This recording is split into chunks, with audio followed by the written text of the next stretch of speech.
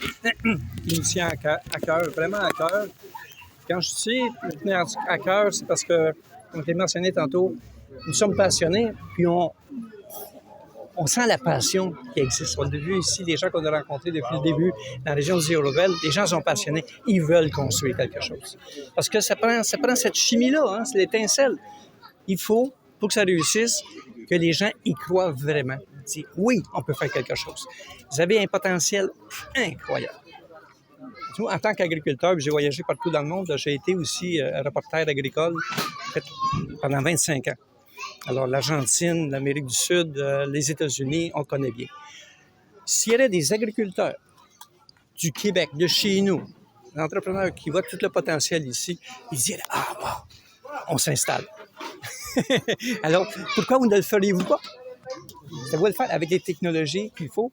Vous avez le soleil, vous avez des terres, vous avez une main-d'œuvre incroyable, la volonté est très importante. Et puis, comme disait le gouverneur, oui, ça prend de l'eau. Mais par contre, il y a toutes sortes d'alternatives qui vont être mises en avant dans les prochaines années. Monsieur, à quand le démarrage exact de la production? Ah bien, écoutez, le projet est présenté au niveau du plan Sénégal émergent qui l'appuie, qui ont appuyé, recommandé le projet. Et puis, il y a des rencontres imminentes avec les institutions financières et puis au niveau institutionnel, parce qu'on parle quand même d'un projet d'envergure nationale. On démarre ici pour les raisons qu'on a expliquées tantôt. Le gouverneur l'a très, très bien décrit. Alors, c'est un démarrage ici qui va... Ça va s'agrandir, c'est des sacs. Il n'y a pas une échéance exacte. Bien, écoutez, nous, on s'est dit, moi, dans le plan d'affaires qui a été déposé, qui est quand même un plan très volumineux avec des états financiers projetés sur 6 ans, c'est de là qu'on a sorti les chiffres de rentabilité avec un ratio de 24 %. Nous, on a mis le démarrage pour l'acceptation pour le 1er juillet, pour de la construction à l'automne, nos automnes québécois, mais comme décembre-janvier. On démarrerait. C'est l'objectif. Et concrètement, qu'est-ce qui sera fait? Concrètement. Bon, la phase 1 s'étire sur 2 années.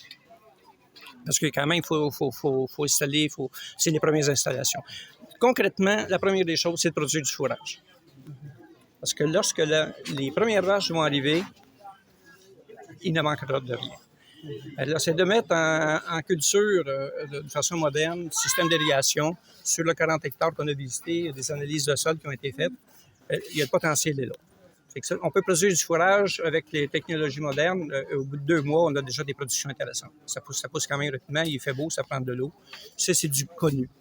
On construit par la même période, on commence à construire l'étable, qui est une étable très moderne, avec atmosphère contrôlée, pour que les vaches soient confortables.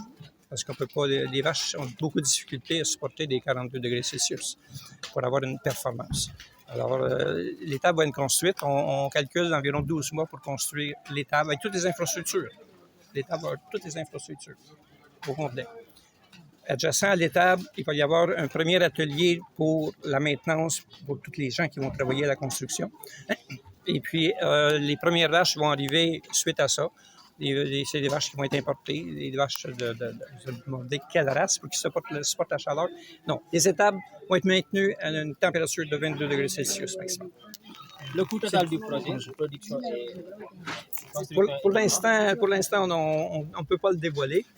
Mais ce que je peux vous dire, c'est que c'est un projet de plusieurs milliards et puis qu'il dégage une rentabilité après 2 ans d'opération.